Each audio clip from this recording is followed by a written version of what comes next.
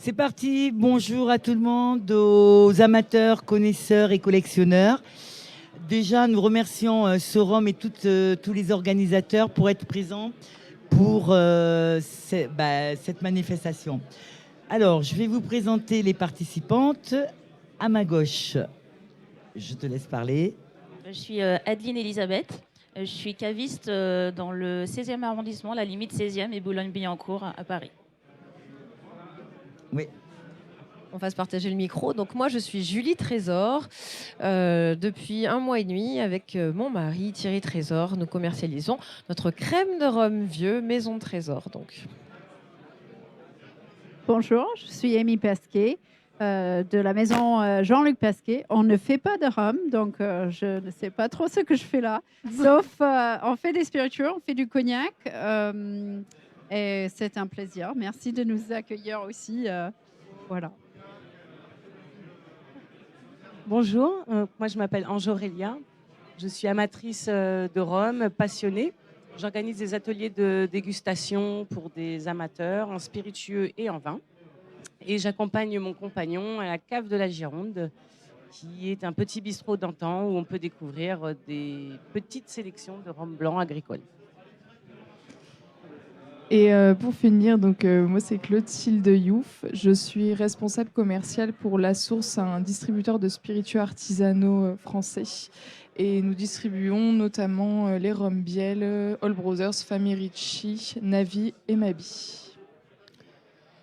Également, je ne sais pas si on a la connexion avec la Martinique. Voilà. Donc, bienvenue à toi, Sophie Dufour. Bonjour, donc je suis Stéphanie Dufour. Et je suis maître de chez responsable production pour les rhums Bro et Quénesson dans le sud de la Martinique. Voilà, bah écoutez, le plateau est là, le décor est planté. Tout d'abord, ce que je voulais dire, c'est les femmes donc, dans le monde du spiritueux. Et là, aujourd'hui, on va développer un petit peu tout votre savoir-faire, votre ADN et comment vous êtes arrivé et a été passionné par le rhum. On y va. Adeline, c'est parti. Alors, pour ma part, je n'ai aucune ascendance de famille de grands distillateurs, comme c'est assez coutume aux Antilles. Donc j'étais à peu près novice dans le domaine jusqu'à il y a une quinzaine d'années. Jusqu'à ce que je me rende compte qu'en tant que Martiniquaise, je ne connaissais le rhum que par le biais du rhum de table, le rhum blanc qu'on a tous sur la table à la maison, dans les repas de famille, etc. Mais très peu de connaissances sur les vieillissements, sur certaines cuvées que je voyais beaucoup ici, mais pas là-bas. Donc ça a soulevé des questions. J'ai commencé à visiter les distilleries du coup quand je rentrais en Martinique et en Guadeloupe.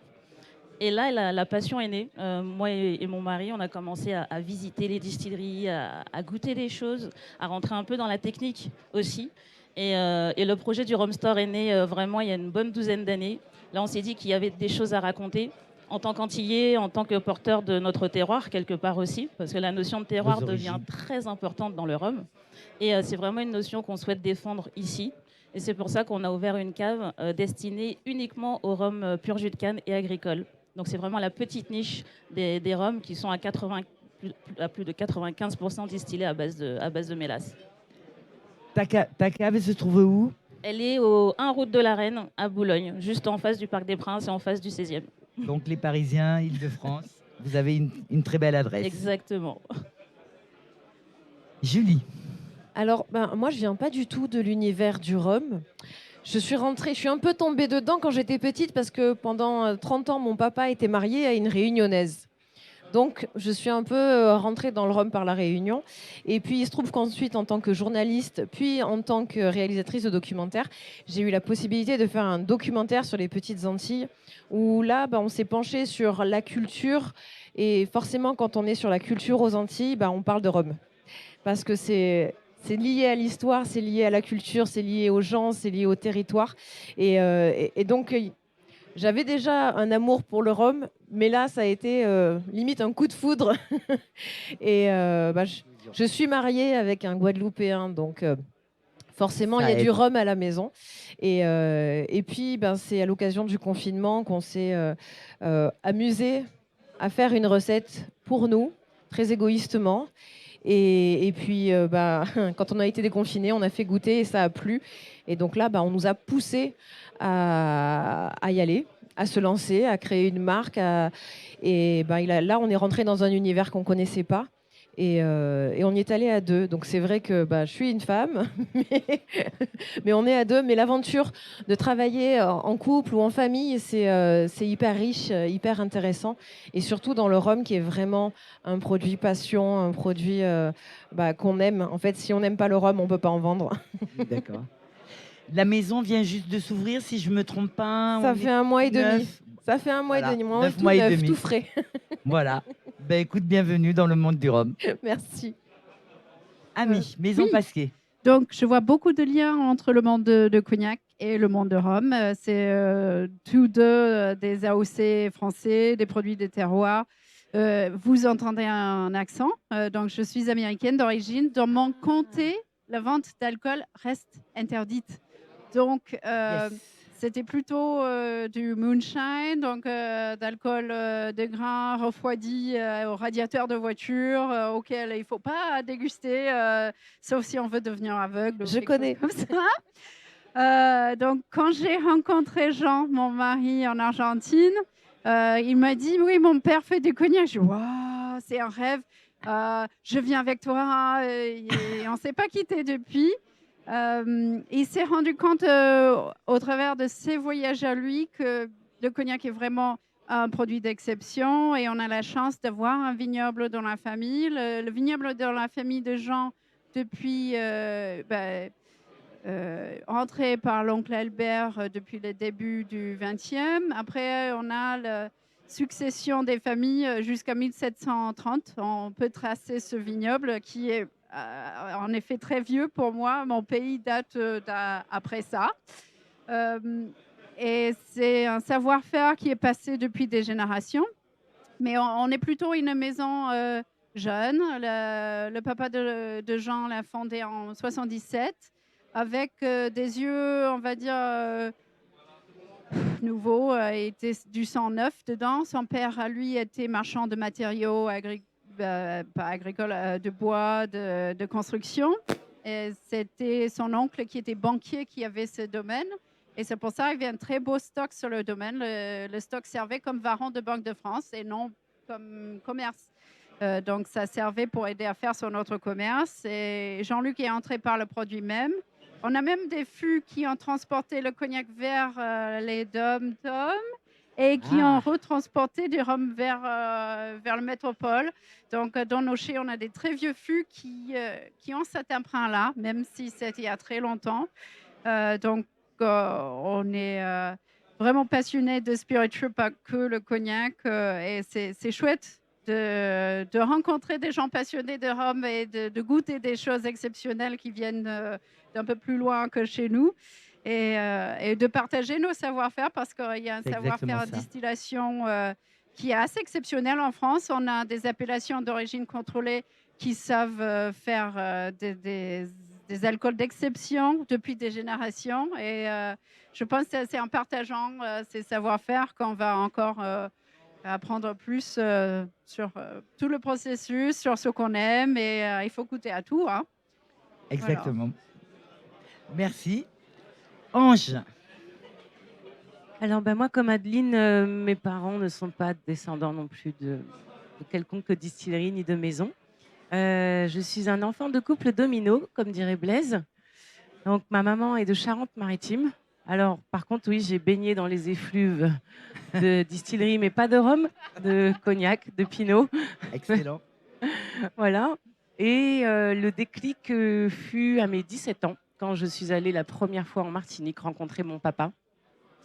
Où là, il m'a dit sur une plage de la Tartane, je ne sais pas si vous connaissez, une petite plage côté océan, il m'a dit, ma fille, il est temps que tu apprennes la culture de ton île. Et là, il m'a posé sur la table une bouteille de rhum. Je me rappelle, c'était une bouteille de Lamoni, un citron vert, du sucre roux en poudre. Et c'est parti. Et il m'a dit, voilà, tu te débrouilles. D'accord. Et là, par contre, ça a été vraiment une révélation. Donc, j'ai commencé à me documenter. Moi, j'ai fait un BTS viticulture œnologie Donc, ça aide quand même pour comprendre certaines techniques de distillation notamment. J'ai fait des stages en tonnellerie, et donc on peut voir l'impact que peut avoir un fût sur le rhum. Mais ma préférence reste quand même les rhums blancs agricoles en pur jus. Je suis également jury du concours agricole pour les rhums blancs de Martinique. Voilà, j'essaye d'inculquer à mes enfants, malgré leur jeune âge, donc ils ne boivent pas du rhum ni du pinot, du cognac, bien sûr, mais sur tout ce qui est l'éveil sensoriel, car en fait, c'est ça qu'on perd une fois adulte. On perd ces souvenirs sensoriels quand on sent. Donc, c'est quelque chose qu'il faut garder et s'entraîner dès qu'on est enfant. Je pense que c'est très important. Mais souvent, le rhum, c'est quelque chose que les enfants associent aux crêpes, par exemple. Et donc, il y a des odeurs et parfois des amis qui vont sentir un rhum et qui vont dire « Ah, c'est un souvenir d'enfance ». Eux, les enfants vont vous le dire, vont vous mettre des mots, alors que nous, on va l'oublier. C'est ce que je fais pendant mes ateliers de dégustation. Je fais toujours un réveil sensoriel avec les personnes. Parce que déjà, c'est très frustrant quand on est dégustateur, mais qu'on ne connaît pas très bien le vocabulaire. C'est très frustrant de chercher ces mots. Donc, je dis toujours aux participants, mais en fait, ne cherchez pas des mots. Cherchez des souvenirs. Ouais. Et les mots vont venir après. Et c'est vrai que là, ça se débloque. Et c'est très convivial en plus. Donc voilà mon petit parcours. J'ai eu la chance dans un précédent emploi de voyager à travers le monde et de découvrir multiples, que ce soit vignobles ou distilleries. Et maintenant, avec mon compagnon, nous avons une petite cave, bistrot d'antan, qui existait depuis une cinquantaine d'années, qui était abandonnée. Donc vers la Victoire, cave de la Gironde. Alors certes, la spécialité, bien sûr, c'est les vins. Mais il y a une petite touche, on va dire, exotique. Et comme Adeline, on voulait pas partir dans tous les sens. Et ayant vraiment cet amour pour les rhums blancs, il n'y a que des rhums blancs, si possible bruts de Colonne, à la cave de la Gironde. Eh ben, impeccable. Voilà. Pour les gens de Bordeaux, vous avez la cave géante. Clotilde ? Alors, pour ma part, je suis un peu tombée dans la marmite des spiritueux quand j'étais petite. Mon papa est un très, très grand passionné de spiritueux en tout genre, que ce soit whisky, rhum, armagnac, cognac. Et j'étais pas du tout destinée, on va dire, à la base à me diriger vers les milieux des spiritueux. J'ai fait des études de droit et je me suis vite rendu compte que c'était pas du tout fait pour moi. Rester derrière mon ordinateur, c'était pas ce qui m'attirait le plus. Et au fur et à mesure de mes voyages, en fait, je dégustais des spiritueux parce que j'ai énormément voyagé entre mon master 1 et mon master 2 notamment. J'ai fait 1 an en Amérique latine. Et au fur et à mesure de mes différents voyages, je ramenais des spiritueux différents à mon papa. Je les dégustais avec lui. Et en fait, on a toujours fait ça depuis que je suis toute jeune. Et je me suis dit, mais en fait, c'est ça ma passion. Moi, je suis passionnée des spiritueux et j'ai vraiment envie de me lancer là-dedans. Et j'ai trouvé un Master 2 qui alliait du coup droit et commerce des spiritueux à Segonzac, donc à côté de Cognac. Et suite à ça, j'ai commencé à travailler donc pour la source distribution. Et là, je me suis découvert une réelle passion pour le rhum avec Anthony Martins, mon patron, qui est juste un féru de rhum.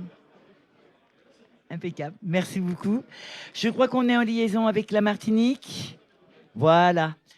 Rebonjour Sophie, c'est à toi. Juste, je te demande de te présenter. On vient faire le tour là de toutes les participantes. Oui, j'ai entendu. Donc, tu veux m'appeler Sophie, hein? Tu aimes bien ce prénom. Ah, j'ai Sophie. C'est pas grave. Excuse-moi. Mais c'est Stéphanie, c'est pas grave. Il n'y a pas de mal. Écoutez, mesdames, hein, je vais dire au pluriel parce qu'on a la chance d'être mis en avant et en honneur dans tous nos métiers. Les routes, elles sont diverses. Hein. Je suis un peu loin de vous toutes, mais si près à la fois.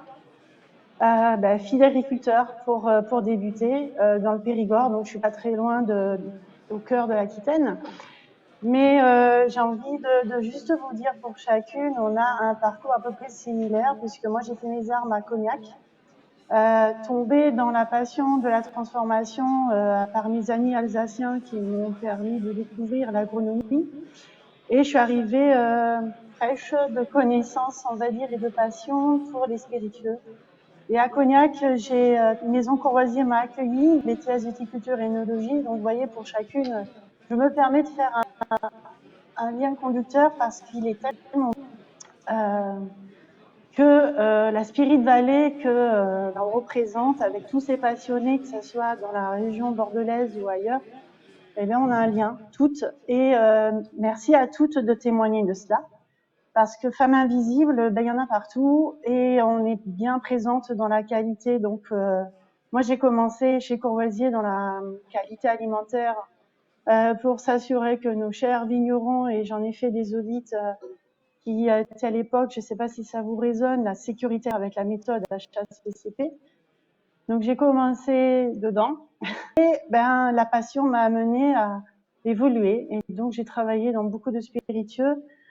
Mais j'ai envie de dire que les Antilles m'ont kidnappée et ça va faire 6 ans que je suis, 7 ans pratiquement que je suis baignée dans le rhum. J'ai appris on va dire, à redévelopper mon savoir dans la fermentation de ce vézou de la canne à sucre, donc Martinique AOC, comme on le sait toutes. Et merci à ces juristes et à ces passionnés du rhum. Hein. Je salue toute l'équipe de l'AOC qui a fait preuve de persévérance pour arriver à un produit de qualité et d'exception, un pur jus de canne reconnu. Mais on peut faire aussi, puisque ben moi, pour continuer mon déroulé et présentation, je suis arrivée en Martinique avec le projet d'installer la distillerie à l'habitation du Simon pour les rhums A1710, donc un rhum pur jus de canne, non inscrit dans l'AOC, mais pour autant rechercher cette qualité, cette saveur de la canne à sucre. Et de fil en aiguille, eh ben, travailler le rhum blanc pour en arriver à un rhum d'exception, rhum élevé sous bois, les rhums vieux. C'est une passion, c'est certain, mais sans oublier tous les métiers où beaucoup de femmes travaillent, et que ce soit dans les rôles de représentation, distribution, témoignage. Moi, j'ai pas baigné mon nez petite dans ça. J'étais plutôt dans la Alors, truffe et Stéphanie, dans la je vais céréale. rebondir là 2 secondes avec toi, Stéphanie, et on va continuer tous ensemble, puisque notre thématique aujourd'hui, c'est le rhum, une histoire des femmes dans l'invisibilité. De ce que j'ai compris, Ouais. tu ouvres une nouvelle distillerie. On est d'accord ou pas? Oui, c'est ça. J'allais y Alors, arriver. Ouais, tout à fait. l'invisibilité de la femme, parce qu'il n'y a pas énormément de femmes aujourd'hui qui sont Non. présidentes ou propriétaires de distilleries. Et je pense que là, c'est l'occasion vraiment d'ouvrir le débat et de mettre les plats dans le décor. Vas-y, qu'as-tu fait en Ok. tant que femme pour ouvrir cette nouvelle distillerie? Allez, allez. Qu'est-ce que j'ai fait pour participer à l'émergence, on va dire, de cette romerie? Alors, on est une romerie, nous ne sommes pas encore fumants. Je suis pas propriétaire, mais je suis actrice au cœur, puisque je suis donc au marin. J'ai la chance et l'honneur qu'on me fasse confiance pour le développement de cette nouvelle romerie. Donc, ça sera ma deuxième active en Martinique, puisque la première est née en 2015, officiellement 2016, elle a chauffé. Et donc, les rhums Brou et Kennesson sont tout nouveaux sur la carte de Voilà. l'AOC. Donc, 2022, première récolte récupérée de 30 hectares de canne à sucre dans le sud de la Martinique, commune du Marin. Donc 30 hectares. On a récupéré le rhum blanc qu'a élaboré notre partenaire, la distillerie du Simon. Donc un 100% jus de nos cannes, rhum de nos cannes. Et donc voilà, on est pour planter un peu le décor et les contraintes que j'avais. Les contraintes, une petite Voilà, équipe. c'est ce que On je est une voudrais équipe de savoir. 2. En tant que femme, là, quand Voilà, on tu est une équipe de arrives, 2 qu'est-ce qui se personnes. passe? J'arrive, je Ouais. suis une femme, je prends une distillerie, comment ça se passe? De base. Ah, vous imaginez bien, hein, face à des hommes, Voilà. des gens qui découvrent l'activité, des hommes inscrits dans l'activité depuis des années, Des siècles. et une femme on me dit, hein, une femme de caractère, hein, on doit assumer et j'assume, parce qu'on sait ce qui fonctionne par l'expérience et pour éviter de perdre de temps, parce que le rhum, il avance vite. Donc, c'est des réunions, c'est des sélections d'équipements, grâce à tous mes contacts que j'ai gardés dans la région et ailleurs. Donc, c'est de la sélection d'équipements, que ça va du stockage jusqu'au conditionnement, et les matières sèches et les agents de tout ce qui est ingrédients nécessaires pour cela. Et en moins de 9 mois, tout a été récupéré, collecté pour arriver aux marins et permettre à une mise en bouteille de ce rhum Bruey Quenesson. Et aussi, parce qu'il ne faut pas l'oublier, parce qu'on a beau être nouveau, mais il faut être aussi offrir des nouvelles saveurs et offrir des dégustations. Donc, j'ai créé 3 profils de rhum blanc issus d'assemblage de ces rhums que j'ai récupérés. Donc, on a un équipement sur une superficie immense, mais l'usine elle est centrée sur à peu près 150 mètres. Donc, cuverie extérieure, des grosses cuves en inox pour récupérer notre rhum, puisque on n'oublie pas qu'il va falloir être fumant. Et ces cuves, elles sont en amont de la future distillerie qu'on est en train d'étudier, bien entendu. Mais ça aussi, on est dedans. Enfin, je participe au choix. Et ensuite, tout le déroulé. Et il a fallu que j'orchestre. Donc, comme je disais, je suis une équipe de 2. Donc, moi-même, en tant que responsable de production, et mon collaborateur. Donc, c'est pas une femme, parce que on peut pas non plus. Faut accepter nos limites aussi de physique. Non, donc j'ai réussi à inclure un homme, un chef de ligne. Ça fait 14 ans qu'il fait ce métier et il travaille avec moi et donc je suis sa responsable. Ça change. Et donc il est chef de ligne, il travaille avec moi sur le vrac et il gère tout ce qui est équipement. Il est homme de produit également, donc c'est facile de pouvoir expliquer comment on doit travailler. Et j'impose un petit peu ces profils, mais je le fais participer en dégustation. Vous parliez de dégustation, parce que ça fait partie du travail d'évolution. Et donc, je gère jusqu'à la logistique et l'exportation des palettes, des produits Bresson jusqu'en métropole. Donc, tu as la base, l'organisation, tu as tout mis en place. D'accord. On va laisser parler un petit peu. Qui veut prendre la parole? Avec plaisir. Voilà. Qu'est-ce qui fait que les femmes aujourd'hui, on nous voit, on nous remarque, on a peut-être une autre sensibilité, on a quelque chose qui fait qu'aujourd'hui, les hommes sont à côté de nous et nous laissent un petit peu la place. Et on prend le pouvoir. Il le faut. Déjà, je pense qu'il y a eu une grande facilitation d'accès déjà à ces postes-là ces dernières années, ce qui n'était pas le cas auparavant, on ne va pas se mentir. Avant, il y avait peut-être un héritage qui faisait que les hommes reprenaient l'héritage des plus anciens. Maintenant, les femmes reprennent les héritages. Ça a changé. On a ça chez Nesson. Exactement. Et puis, il y a Delphine Gardère aussi qui a repris. Donc voilà, il y a plusieurs exemples qui montrent que les accès se font par plusieurs portes d'entrée. Il y a aussi la formation qui est devenue libre d'accès à tous. Elle n'est plus aussi genrée qu'avant. Donc ça fait encore un autre accès. Il y a le fait de défendre aussi ses terroirs, comme c'est le cas de plusieurs d'entre nous ici. Donc voilà, il y a plein de petites portes qui se sont ouvertes pour les femmes qui font qu'elles commencent à être un peu plus majoritaires. Oui. Et elles commencent à défendre leur niveau d'expertise aussi. Parce que c'est vrai qu'il y a quand même un petit déficit de confiance auquel Stéphanie complètement. Elle a dû faire face à ça. Et c'est normal, dans ce métier-là, il est majoritairement masculin. Donc effectivement, quand les gens voient des femmes assez jeunes, alors qu'ils associent les spiritueux à quelque chose qui nécessite de l'expérience, beaucoup de temps et beaucoup d'hommes, donc forcément, il y a une légère surprise qui est en général suivie d'une très bonne acceptation. Oui. Mais il y a quand même un petit cap à passer. Il faut passer ce petit cap. Il faut quand même se valider. On est d'accord. Julie, pour toi, parce que ça aussi, c'est assez... Je pense aussi que les générations avant nous, une femme, elle ne devait pas trop boire d'alcool. Donc le rhum, c'était un peu trop fort. Et puis non, pas plus d'un verre de vin. Enfin, on était vraiment... Il fallait qu'une femme sache se tenir. Et peut-être qu'on a un peu cassé les codes. Peut-être qu'on a eu quelques générations qui ont dit non, mais si j'ai envie de boire de l'alcool, je bois de l'alcool.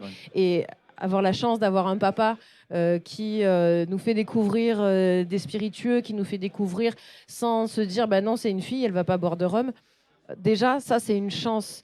Et ensuite, ben, je pense que c'est important que déjà, nous, en tant que femmes, on ne se mette pas des barrières dans la tête. Mm. Il n'y a rien qu'une femme ne puisse pas faire. Oui, Il y a des d'accord. femmes qui sont parties sur la Lune, Oui, dans l'espace.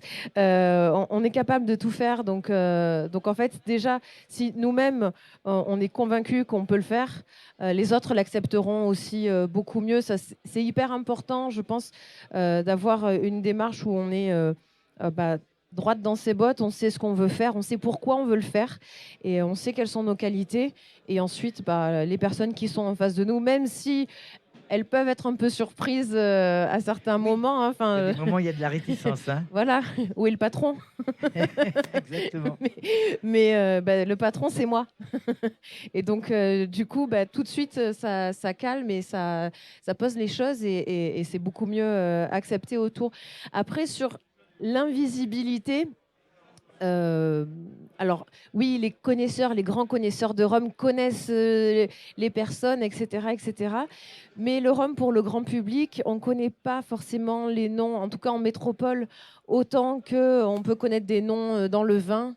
Et donc, du coup, je ne sais pas s'il n'y a pas aussi une invisibilité des hommes. Ah, pas mal. On renvoie la balle. Ami, pour toi?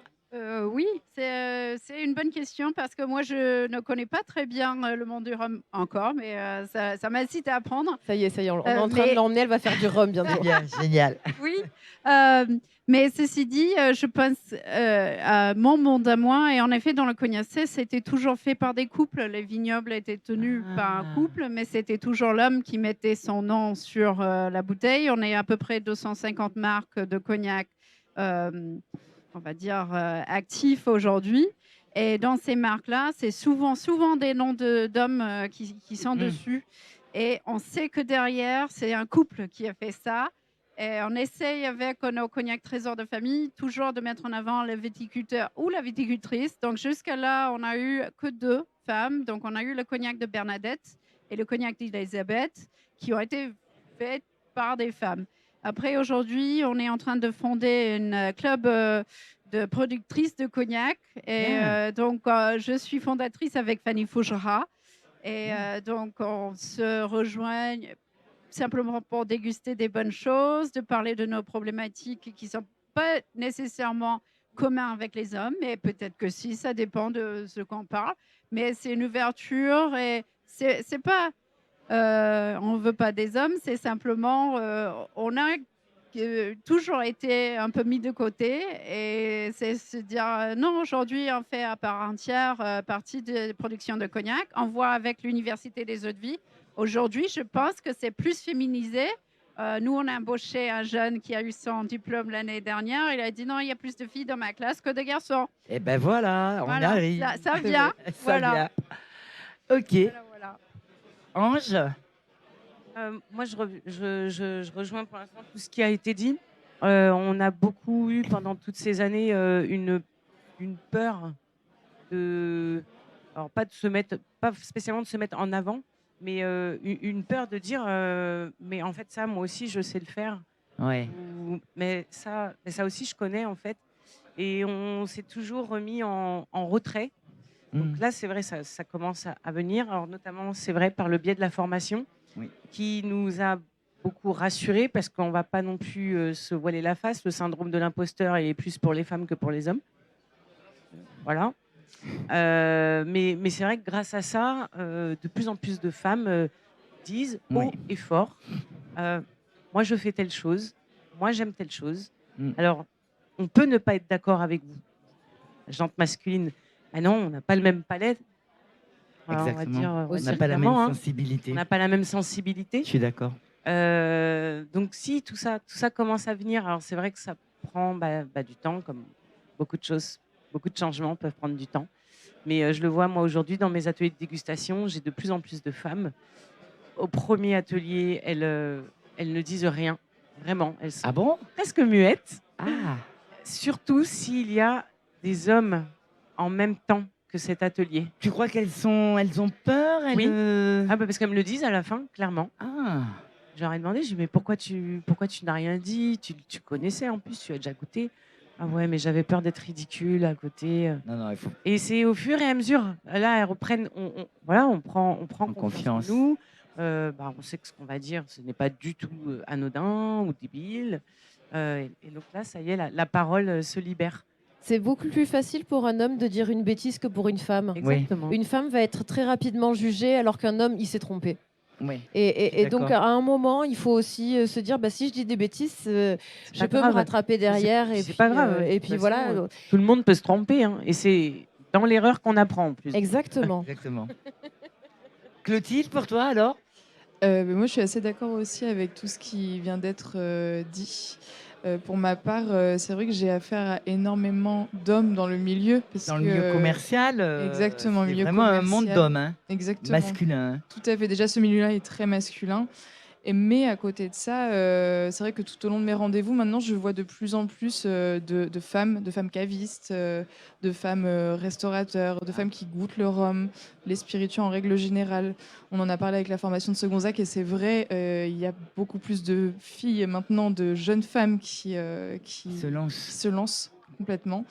Et c'est sans parler aussi des grands noms tels que Chantal Comte, par exemple, dans le milieu du rhum, qui est une très grande montilleuse indépendante. Donc voilà, non, il y a, pour moi, la place de la femme est...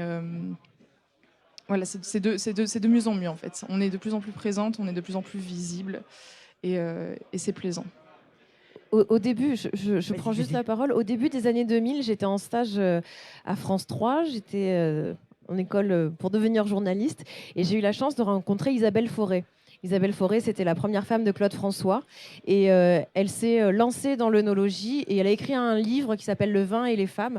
Et on était dans les années 2000. Et c'était limite quelque chose de... tout nouveau, c'était une révolution, quoi. Et j'avais parlé avec elle justement de ça et du fait que, en fait, être une femme, c'était pas du tout un empêchement. Ça avait été un empêchement pour elle dans sa vie, mais elle avait décidé que ça y est, c'était fini. Et du coup, elle a été hyper bien acceptée. Et justement, les palais féminins et masculins peuvent être différents. On peut avoir des accords qui vont plaire beaucoup plus à des femmes qu'à des hommes. Et donc, c'est une richesse aussi d'avoir des femmes qui travaillent dans le milieu de l'alcool en général. Pour vous, quels sont nos atouts par rapport à cette jante masculine? Qu'est-ce qui fait que on arrive, on n'y était pas, on y est. Je pense qu'aujourd'hui, on est en train de prendre le pouvoir. On a vu, on était toutes les deux à Romfest. C'est vrai que quand on fait le tour, il n'y a pas beaucoup de femmes derrière les stands. Mais c'est quoi nos atouts? Quels sont nos atouts aujourd'hui qui font qu'on est là, on est présente et on ne nous oubliera pas? Tout à l'heure, on a beaucoup parlé du côté invisible des métiers des femmes au début. Et je pense que passer par cette très longue phase d'invisibilité nous a donné l'habitude de beaucoup structurer, de beaucoup préparer, de beaucoup organiser les choses, tout simplement parce que c'était notre travail avant. Sauf que maintenant qu'on est un peu plus dans la lumière, qu'on doit aussi faire de la représentation, qu'on doit aussi porter des marques, qu'on doit aussi vulgariser, expliquer, on a quand même gardé cet aspect structurant. Moi, je le vois quand je prépare mes masterclass et mes dégustations. Je les prépare comme j'aurais préparé un cours à donner à quelqu'un. J'ai énormément de rigueur. Ça ne veut pas dire que les hommes n'en ont pas, mais ça veut dire qu'il y a un biais féminin. On ne va pas non plus dire que les genres n'existent pas, ils existent. Et il y a un biais féminin qui est très structurant et qui peut être très rassurant aussi pour l'auditoire. Parce que c'est vrai que donner un cours face à plusieurs dizaines d'hommes, ça demande aussi d'être à peu près sûr de ce qu'on dit. Oui. Forcément. Oui, parce qu'on n'a pas le droit à l'erreur. Bien de sûr. base. Mais ça demande aussi, comme disait Ange, de rassurer les femmes présentes aussi.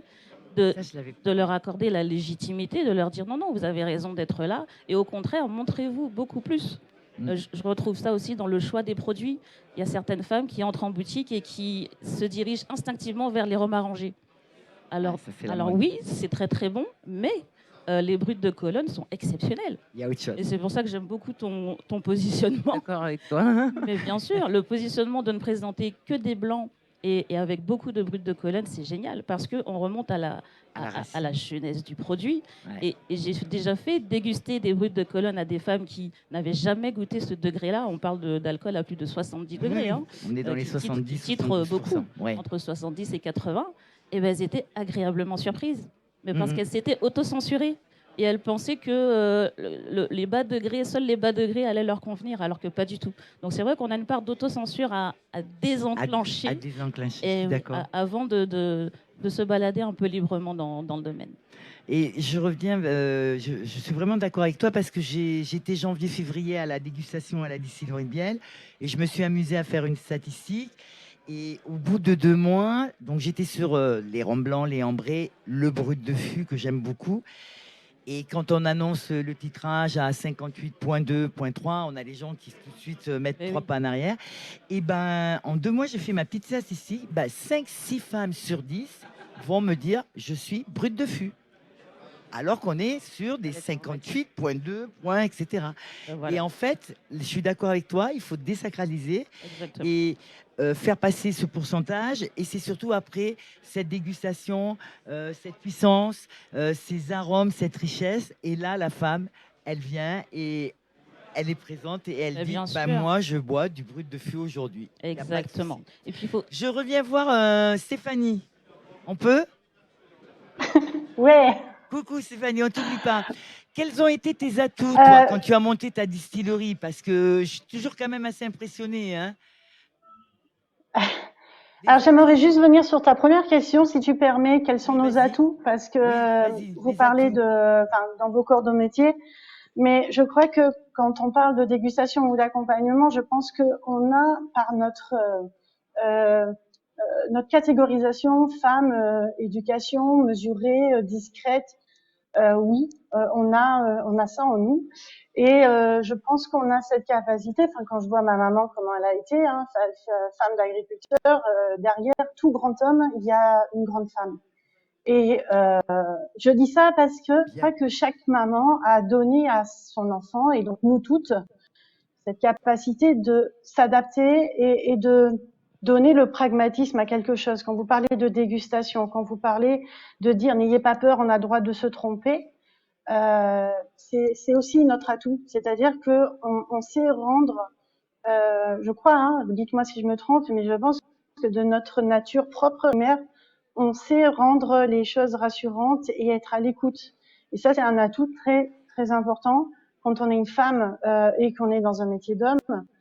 Moi, pour ma part, je sais que j'ai fait preuve d'écoute parce que quand j'ai voyagé, que ce soit au Mexique ou que ce soit aux Antilles, faut déjà regarder les us et coutumes, les conditions dans lesquelles on travaille, comment ça évolue. Et je crois que c'est notre deuxième atout, c'est-à-dire qu'on sait faire preuve d'écoute, d'observation et d'accompagnement.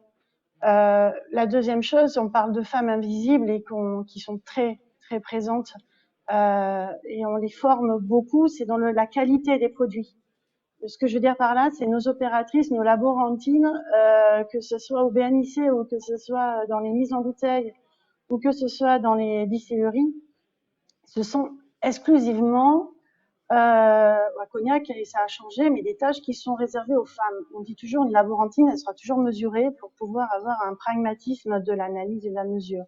Et les distilleries, sans cette exactitude de maîtrise, elles n'avancent pas et elles sont pas crédibles. Et l'homme n'est pas crédible. Donc moi, quand, je me permets parce que ici, c'est ce que j'ai appris, et il y a aussi le fait que moi, quand on m'a confié cette mission pour monter et développer cette rhummerie, distillerie future, c'est ça, c'est notre atout, c'est faire preuve d'écoute. Des fois, c'est pas facile, on devrait aller un peu plus vite parce qu'on sait ce qui fonctionne et ce qui ne fonctionne pas.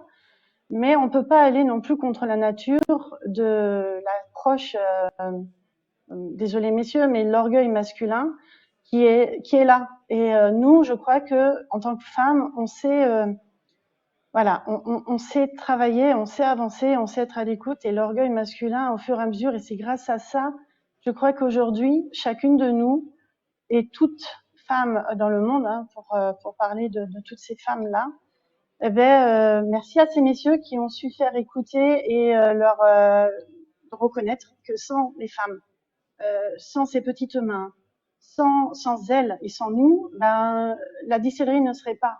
Moi, tu parles de la romerie Biel, il y a beaucoup de femmes qui travaillent, et elles sont nombreuses en Guadeloupe, etc. Ben, ces femmes dans l'ombre, parce que c'est vraiment des termes que l'on emploie, je crois, depuis plusieurs années. Ben, grâce à ça, on a pu avancer, la société avance, elle évolue. Les corps de métier évoluent. Vous parliez de tonnellerie, il y a de plus en plus de femmes dans la tonnellerie et elles font un super travail. Il y a des femmes dans des métiers, je veux parler de la romerie, qui poussent avec des tractopelles les cannes dans la transformation et elles le font avec une dextérité, mais ça en coupait le souffle, mesdames, je vous le jure. Ben moi, j'en étais, elle s'appelle Marie-Hollande, elle est impressionnante. Donc de plus en plus, parce qu'il y a des hommes qui acceptent aussi d'écouter, parce qu'ils s'aperçoivent que il faut reconnaître, il y a des femmes qui arrivent à faire aussi bien que des hommes. Et l'égalité des tâches, ça avance et on va avancer sur l'égalité qui pique, faut le dire, financière. Mais on avance et cette société, elle évolue depuis plus de 10 ans. Je pense, moi c'est le souvenir que j'en ai parce que j'ai commencé pas très longtemps, mais ça évolue. Donc moi, l'atout que je voulais dire, c'était ça. Après, notre caractère, des fois, c'est un peu se faire écorcher par la rudesse métier. Vous parliez et tu parlais d'AV, de taux d'alcool suite. Alors j'en parle parce que j'ai osé proposer un profil à 59,2, donc petit clin d'œil à Monsieur Thierry. Et lorsque je fais déguster aux gens, je ne parle pas de ce degré. Je leur dis voilà, je vous présente un profil avec un degré totalement différent. Et vous parlez de brut de colonne, et ben c'est la même approche que je fais parce que les saveurs, elles sont portées par l'alcool et il y a de très très bons bruts de colonne quand c'est bien travaillé qui ne sont pas agressifs. Et le travail de chai que l'on fait derrière jusqu'à la mise en bouteille, c'est ce travail-là. On sublime ces saveurs parce que on respecte des équilibres. Et c'est pas de l'alchimie hasardeuse. C'est réellement un travail. Et moi, je salue tout le monde qui travaille. Moi, je donne des orientations. Et les dégustations à l'aveugle prouvent. Et lorsque les personnes osent mettre leur nez pour le découvrir et l'apprivoiser, c'est vrai que beaucoup de femmes reconnaissent la subtilité et la gourmandise. Les messieurs ne sont pas moins forts en dégustation, mais ils vont rechercher la rudesse de l'alcool. Donc en fait, on n'est pas du tout sur les mêmes approches, mais on va vers le même souhait. Partir en voyage quand on déguste un whisky, un cognac de la Borderie. Enfin, moi, malheureusement, ça fait longtemps que je suis pas repartie sur le cognac. J'espère le faire vite. On a la maison Pasquier. Voilà, ici, mais bon, Rumfest. Ah, on l'a perdu. Ah, on l'a perdu. Elle est partie à Cognac. Bon. Voilà. Oui, j'aimerais bien. Voilà. Bientôt. Mais voilà, les Rumfest, et je vais pouvoir avoir la chance. Et j'ai les échos de Rumfest Paris. Et celui de Bordeaux, je crois qu'il va être encore plus passionnant parce que mes amis bordelais, je les appelle comme ça parce que je suis périgourdine. Mais je pense qu'ils découvrent chaque année de tellement de belles saveurs, comme vous dites, les bruts de colonne. Et merci aux caves de les proposer et de les accompagner. Vous faites un travail tellement complémentaire à nous ici et ailleurs. Merci parce que on permet des accompagnements de mets dans ces belles saveurs et je crois qu'ils voyagent tous à un moment donné quand ils doivent fermer les yeux avec vos dégustations. Voilà ce que je voulais dire. Merci en tout cas.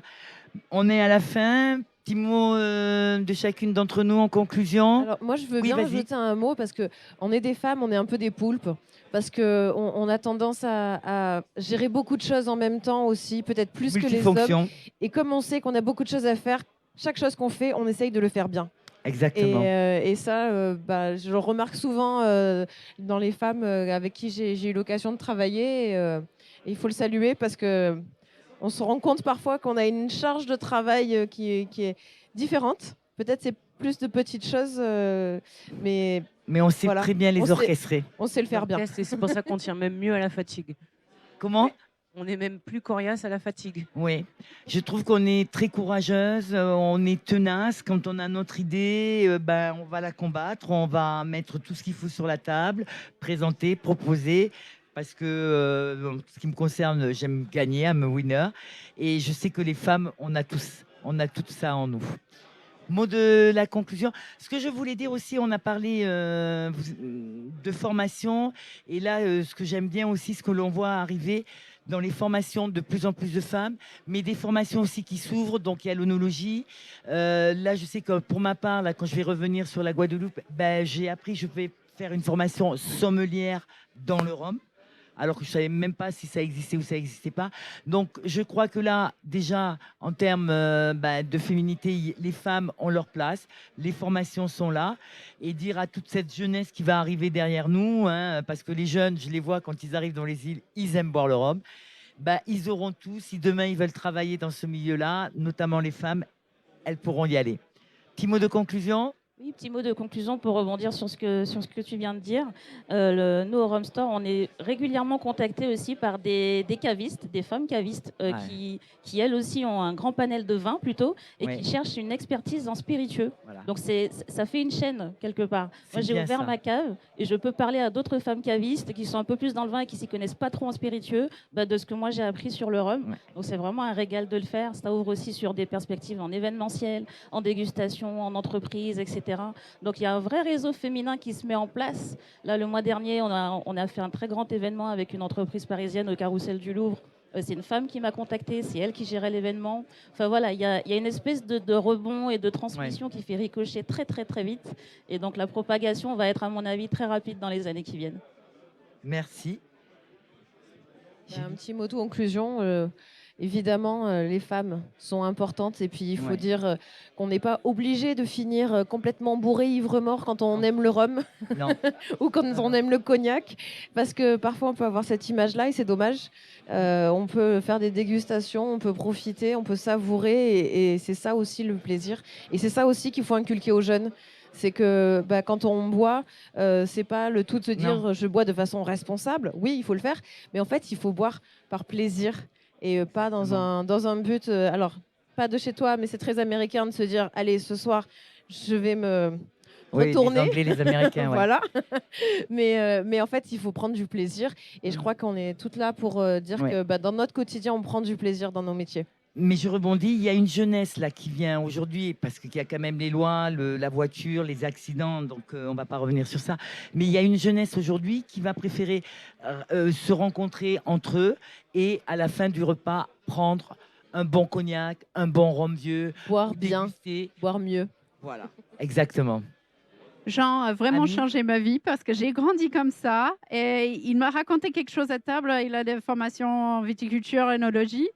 Je ne peux pas boire avec lui. J'ai fait des cake stands, j'ai bu des Frandia, j'ai pas vu des bonnes choses. J'avais que 20 ans, donc même pas le droit de boire quand on s'est rencontrés. Et il m'a dit une chose, il dit « Bois ce que tu aimes, drink what you like ». Ah, mais c'est pour se faire plaisir, c'est pas juste pour se saouler. Oui, voilà. Et ça m'a vraiment changé toute ma vision sur tout ce qui est vin, spiritueux, bière, tout.